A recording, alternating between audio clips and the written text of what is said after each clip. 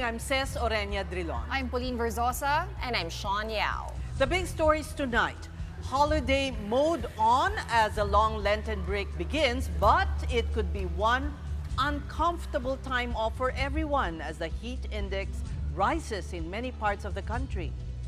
President Bongbong Marcos's trust and approval ratings slump in a Pulse Asia survey, while his estranged running mate, Vice President Sara Duterte's numbers went the other way. Later, we'll be speaking to Pulse Asia President Ronald Holmes to make sense of the figures. And the National Bureau of Investigation files multiple charges against known Duterte allies Harry Roque and Claire Contreras, also known as Maharlika, that is over their alleged hand in the so-called Polvoron video against President Bongbong Marcos. Sa mga babiyahe pa po ngayon at bukas, well, unang-una maghanda po tayo ng konting pasensya, di ba? Asahan na po natin yung konting pagsisikip, konting pag-iintay. And the Holy Week break has officially begun.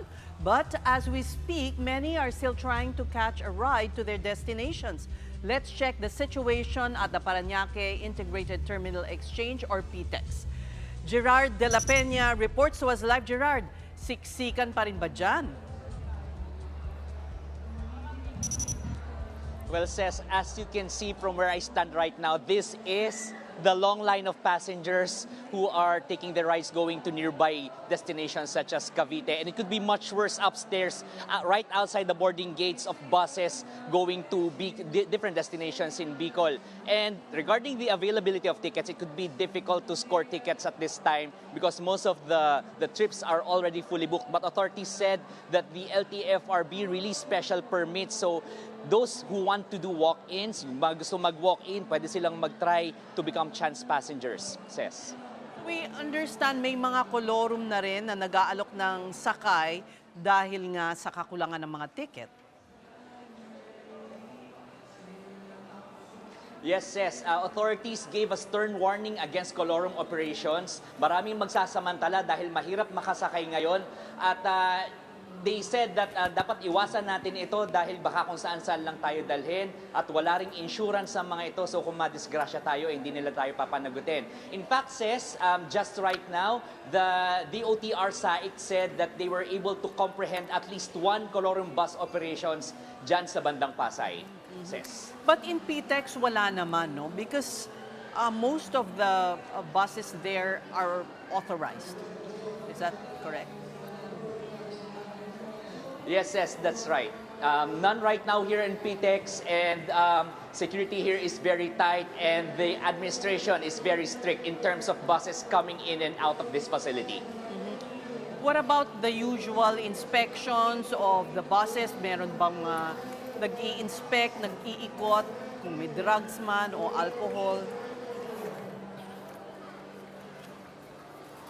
Actually, Says, that was done in the previous days. Wala right now dito sa PTEX. Pero alam mo, ang kinukwento sa atin ng mga otoridad kanina, they were doing this random drug tests in various bus terminals, and they said so far wala pa namang nag-positive na drivers at conductors. Says. Alright, alam mo, mataas ang heat index ngayon at dahil siksikan dyan, how's the comfort naman for the passengers who are waiting for their rides? Well, Says, as you can see, there are so many people here. Medyo natatalo yung aircon. Komportable pa naman compared to those facilities that are not air-conditioned. But just the same, those who opt to come here might want to bring their own coolers, yung mga handheld electric fan sila, mga pamaypay, para sigurado. But right now, it's pretty comfortable here, Says. All right, well, thank you so much for your live report. And hopefully, mga kababayan natin won't be inconvenienced as they head back to their destinations. That was Gerard de la Peña reporting to us live from PITX. Now over at Ninoy Aquino International Airport, a businessman was barred from his flight after he was caught with a gun in his hand carry baggage. The said passenger was supposed to fly to Singapore when the X-ray scanner spotted the caliber .40 in his bag. He wasn't able to present pertinent documents, and when authorities asked him to explain, he said he had been playing with the gun and forgot to leave it behind. The gun was confiscated and the businessman is facing charges of illegal possession of firearms and violation of the election gun ban. Aside from firearms, airport authorities also reminded passengers that pointed objects and amulets or anting-anting are prohibited and could result in a penalty or a complaint. And to ensure the safety of passengers, PNP beefed up the security at NAIA by deploying at least 3,000 aviation security group personnel.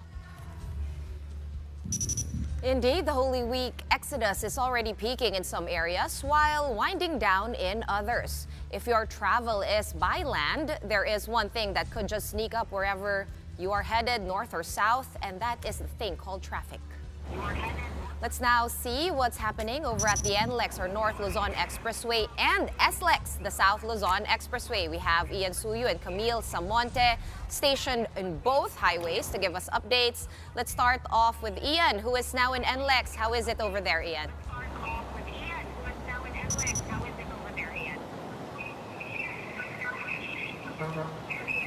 Shawn, tuloy-tuloy na nga yung pagpasok ng mga sasakyan dito sa Balintawak Toll Plaza sa North Luzon Expressway. At kahit kanina medyo humaba na yung daloy ng mga sasakyan, kanya-kanya ng diskarte yung mga kapatid natin kung paano maiibsan yung init, pati na rin kung paano mapapabilis yung kanilang pagbiyahe. Alas 12 nga ng tanghali, nagsimula na ang paghaba ng bilang ng mga sasakyan dito sa may Balintawak Toll Plaza. Yan mismo ang sitwasyon na inaasahan ng pamunuan ng NLEX ngayong araw. Hindi bababa sa 385,000 na mga sasakyang panorte ang dadaan ngayong araw. Dire-diretso na raw yan hanggang sa Easter Sunday kung saan naman magbabalikan pa Maynila ang mga mananakay. Para maiwasan ang congestion, nagbukas na rin ng zipper lanes ang pamunuan ng NLEX. Binuksan na kaninang tanghali ang Balintawak hanggang Marilao southbound. Bukas na rin ang bahagi ng San Fernando hanggang Dao ngayong Huwebes Santo.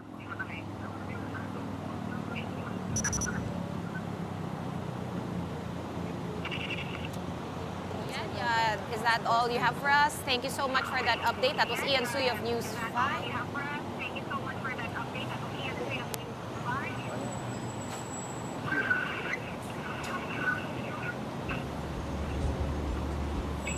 In the South Luzon Expressway and is about to give us an update on how things are going over there. Hi Camille, can you hear me okay? What's going on over there? Yes, Shawn, several minor accidents reported in some parts of the South Luzon Expressway slowed traffic as travelers headed to the provinces for Holy Week. Around 3 p.m. in the afternoon when a jeepney hit 3 cars in front near Kalamba exit. Few minutes later, a bus and truck had a sideswipe collision in the same area. In total, there were 17 minor accidents reported in different lanes along SLEX. As of this hour, traffic is building up in the southbound lane of Kalamba. Due to the road widening project, Kalamba only had 3 lanes. Same goes in Cabuyao as there is an ongoing merging of bridge. The exit in Santo Tomas is also congested. According to SLEX, they are expecting that the volume of vehicles will subside around 9 p.m. Meanwhile, motorists were reminded to ensure that their vehicles were in good condition and motorists must also be in good physical condition. That's the latest update. Back to you, ladies. All right, thank you for those updates. We have Ian Suyo reporting to us live from the NLEX and Camille Samonte joining us live from the other side, SLEX. Thanks, guys.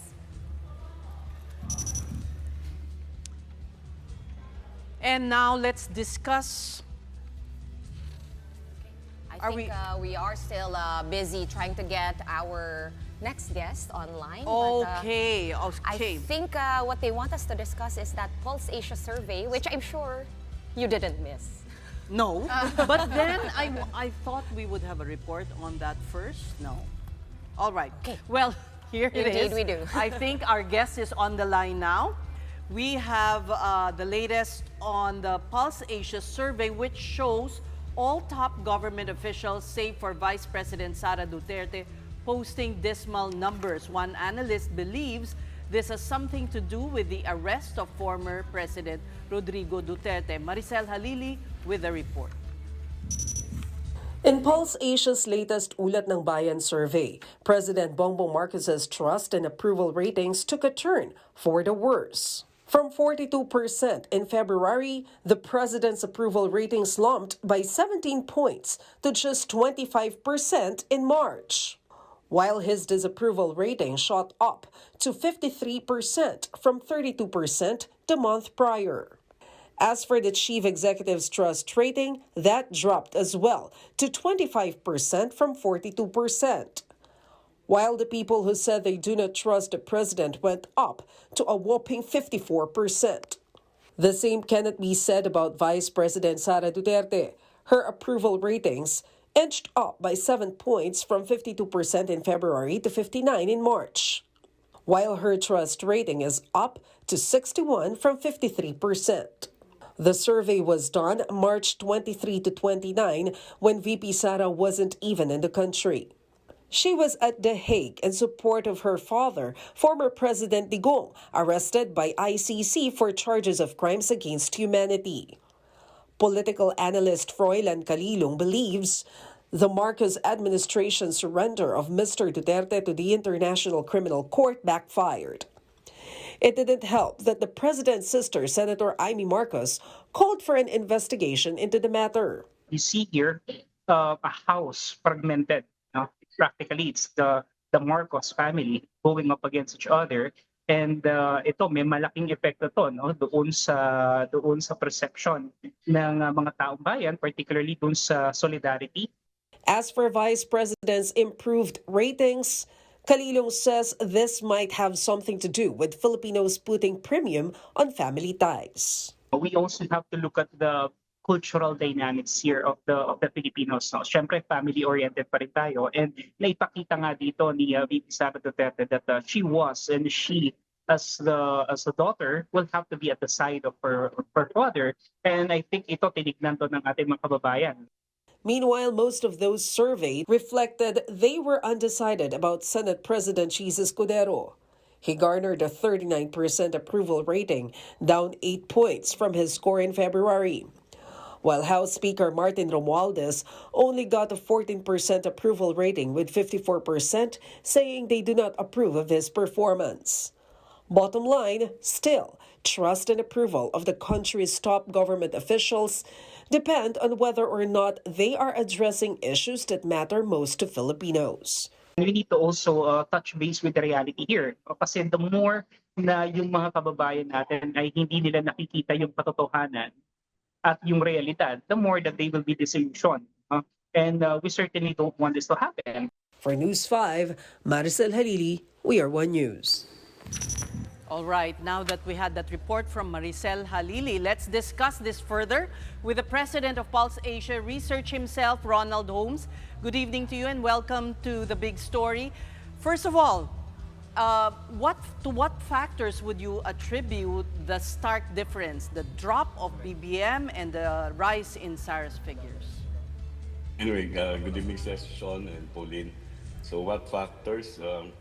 One, I think the president is being held accountable for a number of deficiencies. This is seen largely in the administration's rating in addressing the most urgent concerns. If you look at the most urgent concern, that's controlling inflation or the high prices of basic commodities and services. The administration has been getting almost 8 out of 10 disapproval from December 2024. So in this case, what we can see is that this is a continuation of the lack of appreciation of government's performance in that regard. We cannot also rule out the impact of political events, most especially the most recent one, the one that came preceding the survey, and this is the arrest of the former president, Rodrigo Roa Duterte. The possibility that the narrative that has been spun by the Duterte camp, that the president was kidnapped, that due process was not in any way observed, and this is covered in a Reuters report in terms of the massive disinformation that has come about soon after the arrest. And this might have impact on public perception with regard to the trustworthiness of the president. Will this then impact the elections, the senatorial slate of the administration may take a hit? If we recall, Ronald, noong I think midterm elections during Gloria Macapagal Arroyo's time, the administration slate did very poorly. Well, it's a different context now when you talk about 2007 and in 2025. In 2007, definitely the administration of Gloria Macapagal-Arroyo was saddled with legitimacy issues that came about from the beginning from the supposed or alleged wholesale cheating in the 2004 elections. So that was a problem. Eventually, the politicians were essentially divided into two camps, one for the Arroyo camp, the Team Unity, and the other one for what was referred to as a genuine opposition. So it was a much more polarized election. And in that case, essentially, the opposition won, no? Because of, as I said, legitimacy question. In 2025, what we have is that we have an alliance, no, on the part of administration. It's an alliance among political parties. I think there are 5 political parties there. So the candidates can be regarded as basically belonging to political parties that are not ideologically different. But those political parties have their own bases. Let's say the Nationalist People's Right. Coalition, the Nationalista Party, I forgot the other parties in the coalition. But and these candidates can also run on their own. They're essentially nationally prominent senators that are trying to come back, incumbent senators for that matter. So they can do their campaign on their own, and we've seen how certain candidates from the alliance are actually breaking away from the joint campaign and trying to take on the campaign on their own individually, in tandem with prominent local candidates. So But they're we trying to do insulate see- them. Ronald, if I may interrupt, we do see PDP Laban candidates sneaking in the Magic 12. I mean, rising in the last surveys, in the last hour, so to speak. And that's the difference between the alliance, the Alianza, and the PDP Laban. The PDP Laban seem to be going at it more collectively, while the Alianza candidate, in order to insulate themselves from whatever would be the impact of the political turbulence caused by the rift between the Dutertes and the Marcos, they're basically walking on 2 legs. The joint Alianza campaign and their own individual initiatives. You don't see that in terms of the PDP Laban. They're a little bit more, as I said, more collective. They tend to present themselves. The PDP Laban itself doesn't have that many candidates. They just brought in guest candidates, right? And there are 10 of them. So it's more a collective campaign relative to, let's say, the Alianza. And that's the reason that I'm saying that administration candidates can really insulate themselves from whatever would be the backlash that the president is faced with, or the disapproval and distrust, majority disapproval and distrust Okay. that the president received. And we are seeing that happening already, actually. And Yeah. we've seen it happen in the past 2 weeks, and we're going to see it happen in the next 3 weeks, soon after the Holy Week break. But if we can turn over to VP Sara's numbers, she was just really suffering a backlash months ago, and suddenly there was this upturn in her numbers. The recovery actually happened in February when we saw BP Sara's numbers going back to a simple majority, both in terms of approval and trust. And this was right after the impeachment case that was filed against her. What happened in February was that her approval, performance, and trust ratings actually increased in the Visayas. It was still less than a majority in the balance of Luzon and the National Capital Region. The reason for her increase in this March survey is really a further recovery in the Visayas, and a substantive increase in terms of approval and trust in the National Capital Region, which is a region where both Bongbong Marcos and Sara Duterte are actually garnered support in the last election. So she's back to majority approval in the National Capital Region. She moved up by 22 percentage points in the National Capital Region and 17 points in Visayas, and that accounts for the 7 percentage point increase in terms of her approval nationally, as well as in her trust rating for that matter, which is higher than her approval rating. Okay, but Ronald, to go back to your point earlier, no, that this only could compare to somewhat dismal numbers back during PGMA's term. If I recall correctly, she got those terrible numbers towards the end of her term, and she actually sat for 9 years. Vis-a-vis President BBM now, pa-midterm pa lang tayo. In fact, wala pa nga yung midterm elections. How do you think this will impact or change, as the elections conclude, as the new Senate sits, and as that impeachment trial starts? Well, Sean, what happened in the case of GMA was that her approval and trust ratings declined. Ces will probably remember this. Soon after the Hello Garcia scandal, right? And that was, I think, if I'm not mistaken, July 2005. And she was unable to recover from then on. So she was saddled with that legitimacy issue from 2005 until she bowed out in 2010. Her lowest approval and trust ratings were actually recorded towards the end of her term. But during the midterm, she had basically the same level of approval and trust as Bongbong Marcos, 25%. The difference is that she did not enjoy she did not have majority approval and disapproval and distrust. Bongbong Marcos, at this point, has majority disapproval and distrust.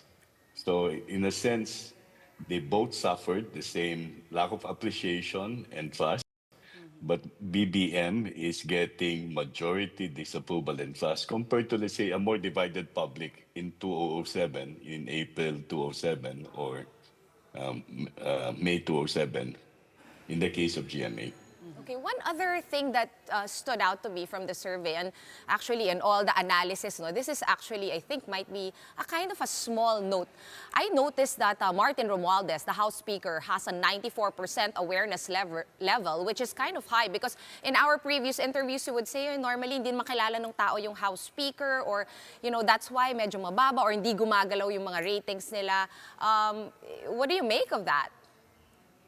Well, when you ask people whether they have read, watched, or listened to anything in relation to House Speaker, and you give that particular position, the tendency of people would be to say, yes, we've read, watched, or listened to something that said about Ferdinand Martin Romualdez. But the level of awareness is superficial. No? The other thing that you should note also is that the Speaker of the House is a district representative. It's a district representative, and the district is just a small unit, in this case, in the Eastern Visayas. So he is not as popular as, let's say, senators, whose constituency would be national. We've had speakers that have the same ratings, where most speakers have undecided ratings, both for performance and trust, because people don't know them that much, and they'd rather not make a judgment in terms of their trustworthiness for that matter. And di ba, Ronald, traditionally, hindi talaga popular ang posisyon ng House Speaker. Yep. And we've done studies in the past where when you say ask people, ano ba trabaho ng House Speaker? Ang lumalabas, tagapagsalta, which is not actually the work of a House Speaker, right? The House Speaker is supposed to be the leader of the lower house of Congress, which is a more powerful house because it's the house that controls the purse. It's the house that actually deliberates on the budget first. So in that sense, the Speaker is not necessarily known for the specific roles that he or she plays. And I remember there are only the Speaker that got the first majority rating was, I think, Speaker Belmonte. Yes. Soon after he became Speaker, after the impeachment, and also during the time of Noynoy Aquino. So the other Speaker who had majority ratings was Alan Cayetano, but Alan Cayetano is essentially bringing with him the national prominence that he has garnered over a period of time as senator, before he slid down to the lower house. And finally, Ronald, I remember you saying that sympathy cannot really be measured in surveys. And that was talking about, of course, Pulse Asia's latest senatorial preference survey. But here for the trust and approval ratings, is that something also that you would attribute the rise, the gains of Vice President Sara Duterte? I would say to a certain extent there is some sympathy there because of the way that they have played out the arrest as a kidnapping. And then, if you look at the imagery that the vice president projected over the past few weeks, it's quite distinct from her behavior in the past year. There's calmness there. It's, Yes. she goes to the Yes. audience. She speaks in a very calm tone. Yes. So Very in that noticeable. in that case, 180. that might, that's semiotics. No? You try to interpret images, visuals, language. It's quite distinct. It differentiates itself from how she used to behave. Remember when she was in the House, she did not even want to take the oath. But she's not as abrasive, at this point. And maybe, I don't know whether that is who she really is, but definitely the behavior has changed across the last few months compared to what has happened, for example, which brought about, of course, one of the items in the impeachment case. She is paying attention to your surveys. We thank you for your time, Pulse Asia Research President Ronald Holmes. Have a good Holy Week break. Thank you. All right, well, we still have more stories for you when the big story returns. Keep it here on One News.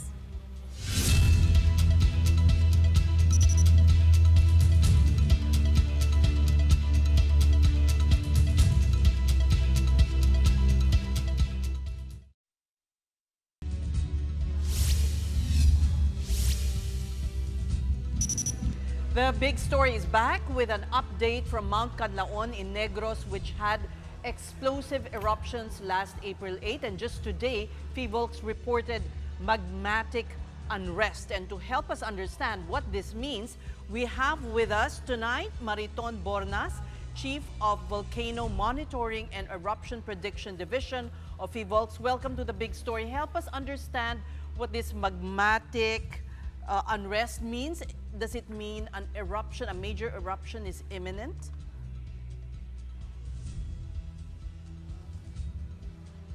Hi, Ms. All right, Mariton. I'm sorry, We're gonna you double might check your be on audio. mute po. Good evening. So, All right, there we go. But you heard the question. Sige po, Yes. go. So, Kanlaon volcano has been at alert level 3 since December 9, 2024, which means we already have magmatic unrest. So, this means that there is magma involved in this activity. And we are actually looking at the likely possibility of a major eruption occurring at some point because the volcano has been preparing for 2 years. It has exhibited high occurrences of volcanic earthquakes since June 3, when it first had its explosive eruption. It has been giving off very high levels of sulfur dioxide, which is a volcanic gas that escapes magma when it is shallowing. When magma is quite deep, you don't get these high levels of sulfur dioxide. And in fact, in Kanlaon, the background levels, when it is at quiescence, of sulfur dioxide is less than 300 tons per day. But we have been averaging, since June 3, about 4,000 tons per day of sulfur dioxide. Although in the past weeks, we've had lower emissions between 1,000 and 2,000 tons per day. And that's why we've had activity in the summit crater of Kanlaon volcano, with gas being trapped and being released in ash eruptions and ash emissions. Okay, that's a very technical explanation. But if we try to simplify it a little bit, of course, we know that an eruption is impending. But to, I guess, make it more simple, are you expecting a phreatic eruption or a magmatic eruption? We are already in the phase where we already have magma being erupted. a small proportion of the ash that is being emitted by Kanlaon is actually already from new magma based on the analysis of the ashes. That we sample, there is a 10%, at most 10% component of ash is already new magma. So we are actually technically having magmatic eruptions with the ash emissions and the minor explosive eruptions. But these are all just this activity, the minor explosive eruptions and the ash emissions, these are only discrete events in a build-up to what we think is a major eruption. So, Ms. Mariton, kailan po ba inaasahan yung big eruption na yan? We don't have any blueprint. Is there a way to tell the timeline if you're seeing increased activity already? Yes, we have to monitor the condition of the volcano day by day, hour by hour. The volcano has not had this kind of activity since we began writing historical records or even instrumental monitoring. So we really can't tell what our information about what this volcano can do is based on its geology, and of course with comparison with other similar volcanoes worldwide. But by itself, we don't have any blueprint. No? So we need to look at the parameters day by day. And we can only work on scenarios based on how these parameters will develop, if they are sustained through time, or if they will become really worse at some point in the unrest. My question, I guess, Ms. Mariton, no? May chance ba na this is the worst of it already, and then after this spate of eruption here, eruption there, is magkakalma na lang siya? Posible ba yun? Well, we cannot disregard this chance, this likelihood. We never say never already in volcanology, but the chances of this being it are very small compared to the chances of this being major preliminary events of a major eruption. Ma'am, I'm sure you are in constant contact with the local authorities there. Are there people who still need to be evacuated? The LGUs and the DRR councils have evacuated the 6-kilometer radius area, but of course, the LGUs and the DRR councils have also implemented a scheme wherein a member of the family can enter the 6-kilometer radius area and check on their belongings or their farmlands or their crops or their cattle or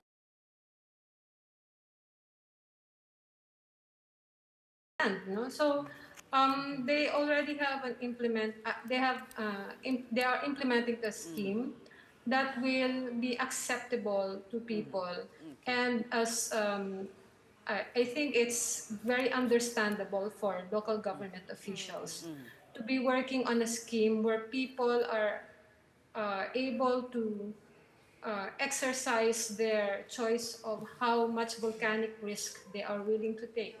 So it's really the reality in many areas of volcanic risk. That's right. Well, ma'am, there's also been seismic activity that was recorded in Mindanao, the strongest being a 5.7 magnitude earthquake in the waters of Sarangani.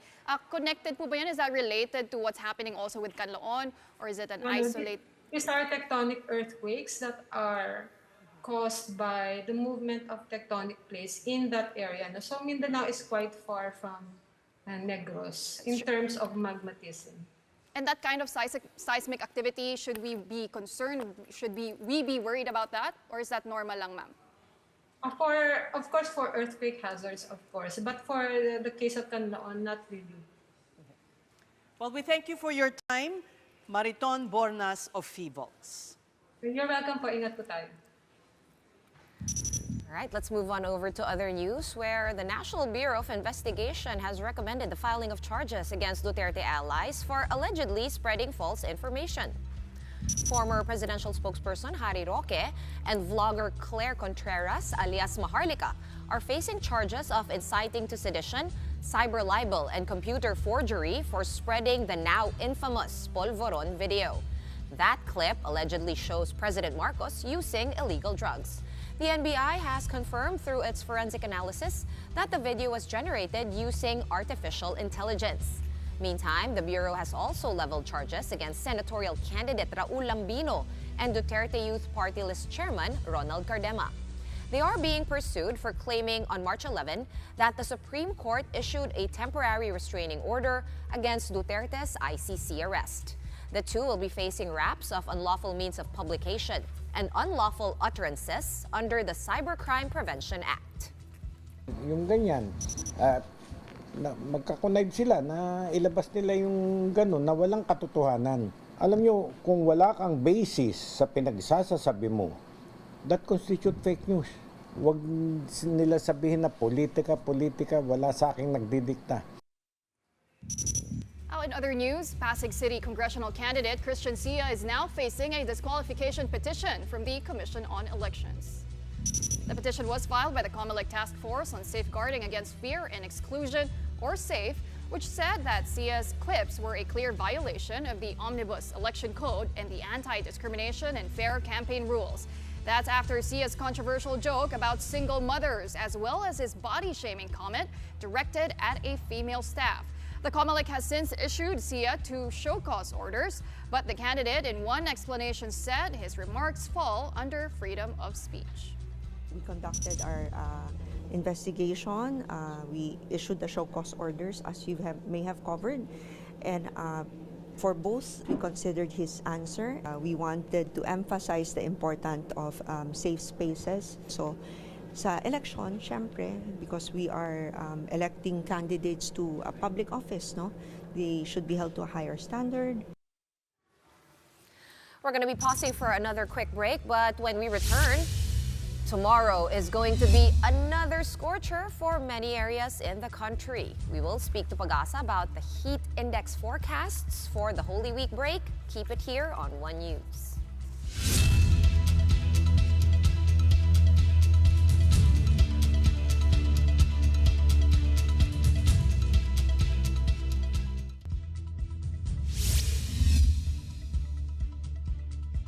You're still watching The Big Story. The Department of Foreign Affairs has represented the Philippines in deliberations by the World Health Organization on a landmark deal for managing future pandemics.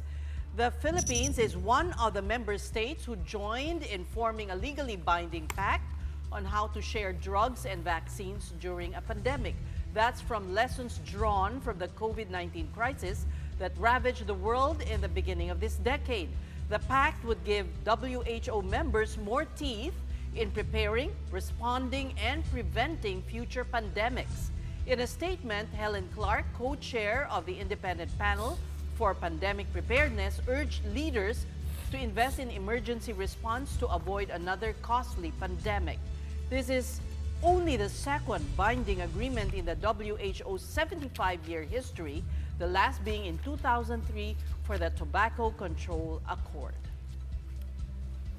And as the country heads into a long weekend, expect scorching heat all over the Philippines, with feels-like temperatures in some provinces hovering in the high 40s. Heat index in UP Los Baños, Laguna could soar up to 50 degrees Celsius, while San Ildefonso, Bulacan may get 47 degrees Celsius. Other expected to experience 43 to 44 degrees Celsius heat index include Tarlac, Cavite, Batangas, Isabela, and Aurora. Everyone is urged to stay hydrated, to avoid direct sun exposure, and to watch for signs of heat-related illnesses. And to know more about the heat index in the coming days, let's bring in Pag-asa weather forecaster Benison Estareja live via Zoom. Good evening, Benison. Welcome to The Big Story. So how hot will it get? Good evening, Ma'am Ces, and to all our viewers. We're seeing that the scorching hot temperatures and the high heat indices will continue in the coming days. And this is mainly due to the easterlies po, or yung hangin galing po sa Pacific Ocean. Yung nakita po ninyo kanina, ito yung forecast for Thursday, yung mga pinakamatataas na heat indices. And pagsapit po ng Friday, most likely yung mga areas in Cagayan Valley, such as Cagayan, Isabela, will have yung tinatawag po natin na dangerous levels of heat index, which is 42 degrees to 51 degrees Celsius. Kasama na rin dyan yung Central Luzon, Pangasinan, northern part of Quezon, Cavite, Camarines Sur, Northern Samar, Iloilo, and then Butuan Sea. Benny, so nakakagulat yung Los Baños na umabot ng 50% yung feels like, ano? Kasi traditionally, nakikita natin yung mga Pangasinan, Cagayan, pero yung Laguna, hindi madalas na umabot ng ganong kataas. Tama ba? Yes, good observation po, no? We're seeing kasi na merong mga areas na bagamat comparable dun sa ibang lugar like Pangasinan, like Cagayan, na mataas po yung kanilang air temperature plus yung moisture content dun sa kanilang lugar. During that time, sa Los Baños po kasi hindi kataasan, hindi naman highest yung air temperature, pero dahil sinamahan ito ng mataas na moisture content, nag-contribute siya sa pagkakaroon ng napakataas na heat index. May kinalaman ba yun, Benny, sa easterlies? Or ano yung reason kung bakit? Kasi medyo landlocked ang Los Baños. So kung ikumpara natin sa Cagayan, ganyan, Pangasinan, sa may dagat yun. So talagang maalinsangan. Pero anong nagyayari sa Los Baños? Isama na rin natin yung San Ildefonso sa Bulacan na mataas din yung heat index.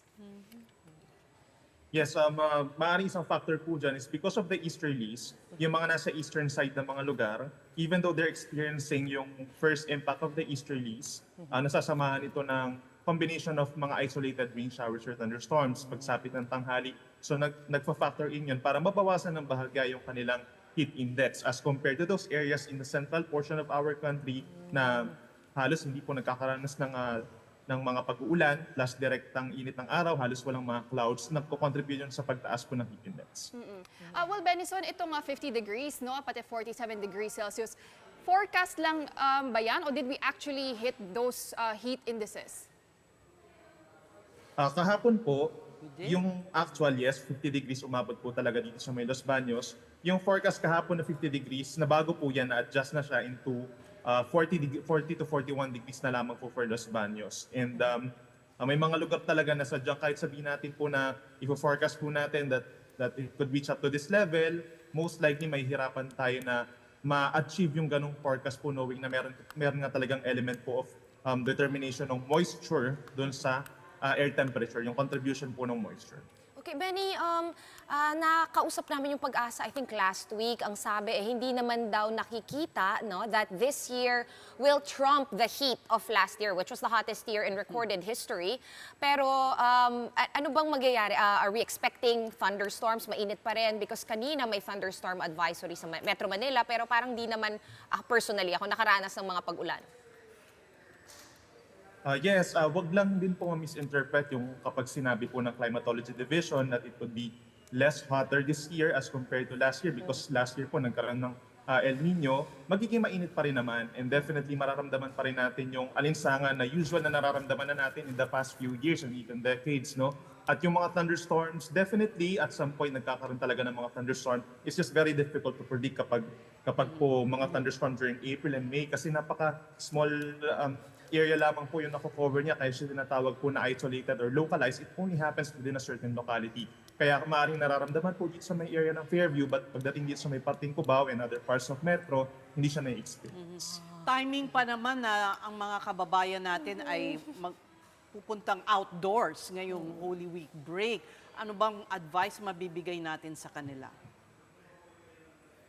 Yes, so whether we are going to our yung mga bakasyon natin ng mga destinations or dun sa magpe-penitensya tayo, pupunta tayo sa mga pilgrimage sites, make sure po na hydrated tayo lagi, no? Because we are going to expect na magkakaroon pa rin talaga ng mas matinding init, lalo na kapag tanghali.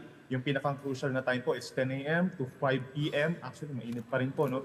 Pero yung peak talaga is usually sometime between 2 to 4 p.m. We are advising them na lagi magdala ng pamaypay or yung bago na ngayon na fan, tapos sombrero, payong, at saka po, lagi po makinig din sa mga heat index advisories ni Pag-asa. Okay, maraming salamat sa iyo, Pag-asa weather forecaster Benison Estareja. And since it is the Holy Week, a few, or maybe not just a few, Filipino Catholic traditions come to life once again. And our big picture for tonight is the Cenaculo or Passion Play, where a dramatization of Christ's passion and death is staged. One particular group is trying to keep this alive by going around various barangays in Tondo. And that's in order to bring the presentation closer to the people. Here's another tradition for Lent, the pabasa, which is the religious chanting of the life, death, and resurrection of Christ. This tradition is usually led by elders, but one parish in Malabon has the Gen Z youth taking the lead. I wish I could hear them. I know. Because, di ba, there's a certain... May ano yan eh. May cadence and tono. Oo. And it's been a while since, nahiya ko aminin, pero it's been a while since I've heard that tone and seen the passion. Actually, correct. Diba? Parang it's disappearing, no? Yeah, slowly disappearing. There's one tradition also, di ba, yung crucifixion, reenactment of a crucifixion in Cutud, Pampanga. There's a particular individual. Yung tuloy na tuloy pa rin yun. Oo, hindi yan nawawala. And kawawa sila because of the heat index. Yeah. Talagang yun, well, I guess it's about suffering. Holy Week, and it's about talaga. penitensya. Oo. So ito na yung siguro. Well, I know some people who won't be feeling the heat in Manila. And that is not me. That is not me. Yung director natin. Okay, yeah. Okay. Well, have a good Holy Week break. I'm sure a lot of people are really looking forward to. It's the only time in the news for us. one. The last the only 2 days that we are off, the only 2 holidays that we take. For sure, marami tayong internalizing and reflection na gagawin. And mukhang yung mga politicians natin ay... This would be a good time for them to do some self-reflection. Also. All right, so stay safe and be safe in your travels wherever you may be headed. And that's it for the big story this week. Again, we're off tomorrow and Friday for the Lenten break, so we'll see you on Monday. That's right. We'll be back on Monday at 7:30 p.m., so we'll see you then. Thank you for watching The Big Story. We are One News, all sides, all the time. Have a restful holiday.